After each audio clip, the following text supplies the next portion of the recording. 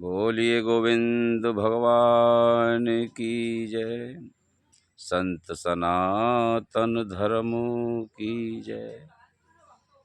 प्रिय आदरणीय सभी भक्तजन, हम आपके हृदय स्वरूप मंदिर में बैठे उस परम पिता परमात्मा को कोटि कोटि नमन करते हैं, दंडवत करते हैं, प्रणाम करते हैं। बड़े सौभाग्य का विषय है कि हम आपको भगवान श्री राम की अमृतमयी कथाओं को श्रवण कराते हैं। हम अपने परम पूज्य गुरुदेव की असीम अनुकंपा से, दत्तात्रेय भगवान की कृपा से जो भी हमारे हृदय में भाव आता है और रामायण, गीता, भागवत इत्यादि पुराणों को पढ़ने के बाद जो कथा का रहस्यमय गूढ़ रहस्य होता है उसे हम आप तक पहुंचाते हैं। जैसा कि आपने बहुत सारी भगवान श्री राम की लीलाओं को श्रवण किया होगा, क्या आपको इस रहस्य का पता है? इस रहस्य के विषय में बहुत सारे भक्तजनों को पता नहीं कि भगवान राम को वनवास क्यों हुआ, कैकेयी ने वनवास उन्हें क्यों दिया, उसका कारण क्या है। तो सब लोग अधिकतर यही बात जानते हैं कि कैकेयी ने 2 वरदान मांगे। एक से भरत को राज्य तिलक, दूसरे में भगवान श्री राम को 14 वर्ष का वनवास। लेकिन इससे भी आगे कुछ छुपी हुई कथाएं हैं, रहस्य होते हैं। उन विषयों में सभी व्यक्तियों को अधिकतर नहीं मालूम होता, लेकिन जो बुद्धिजीवी हैं, जो वेदों को पढ़ते हैं, रामायण को पढ़ते हैं ध्यान से, उन पर गौर किया जाता है तो उन लोगों को जानकारी भी होती है। ऐसी बात नहीं कि किसी को नहीं पता। तो मेरे प्रिय सज्जनों, एक बार दशरथ जी शिकार खेलने के लिए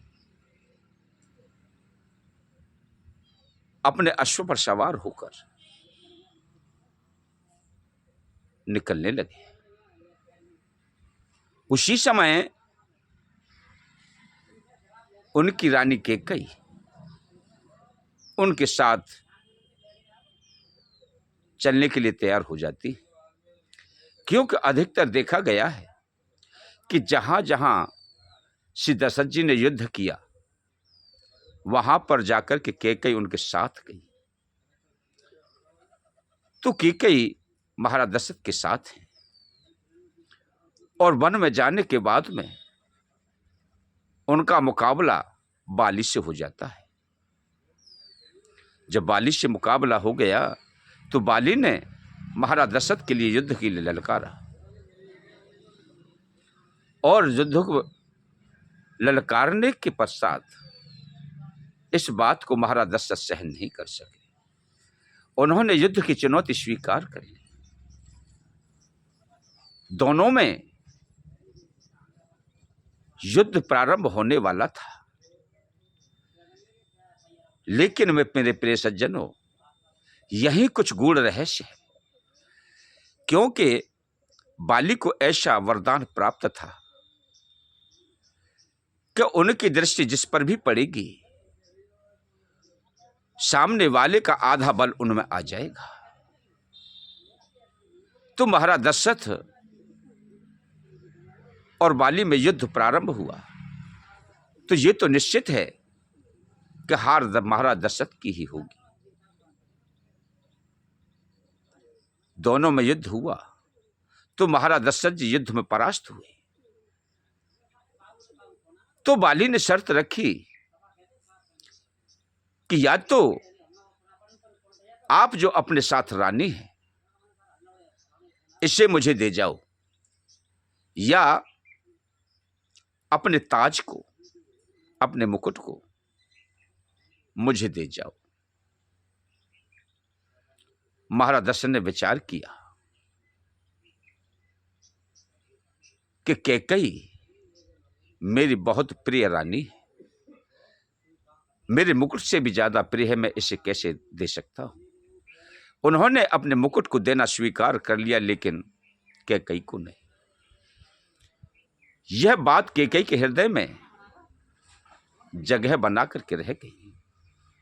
महाराज दशरथ निराश होकर के कैकेयी को लेकर के अयोध्या के लिए लौट आए। मेरे प्रिय सज्जनों, जब लौट करके आ गए तो कैकेयी मन ही मन इसी विषय में कुढ़ती है कि कैसे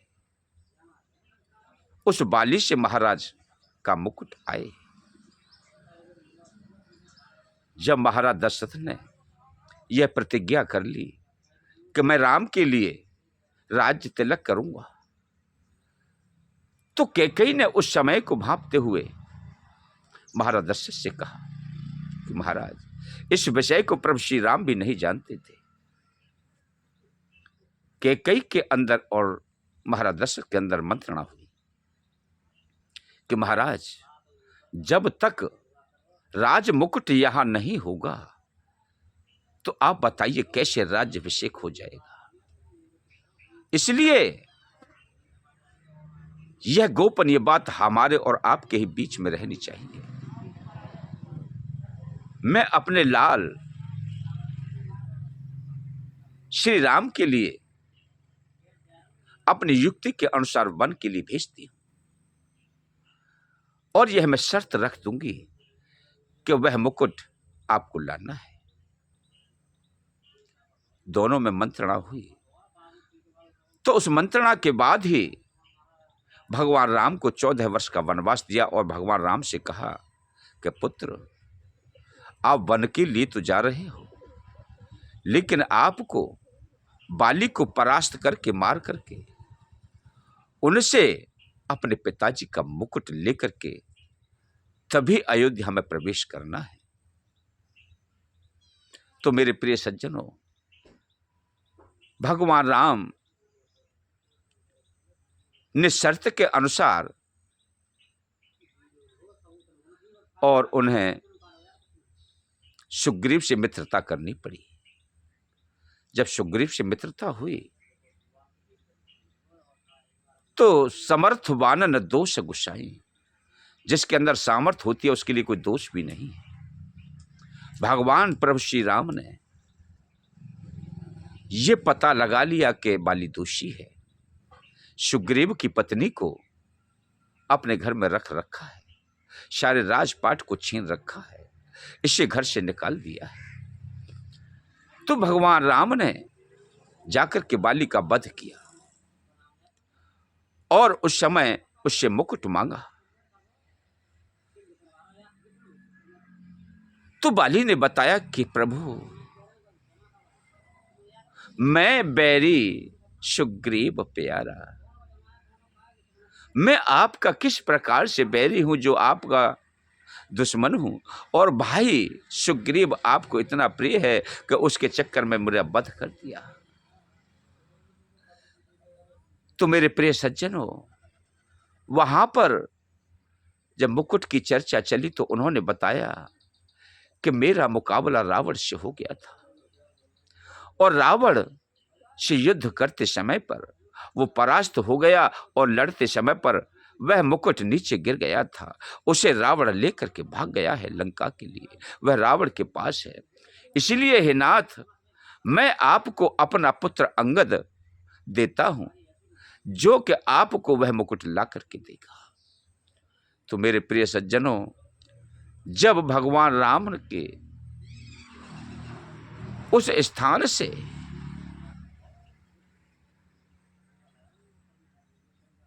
अंगद जब लंका में गया तो उन्होंने भरी सभा में पैर को जमा दिया, और पैर को उखाड़ते उखाड़ते सभी विद्वान, सभी बलशाली थक गए। तो रावण स्वयं उठ करके आया और अंगद के पैर को पकड़ने के लिए झुका, तो वैसे ही मुकुट नीचे गिर गया और अंगद ने उसे उठा करके अपने कब्जे में कर लिया।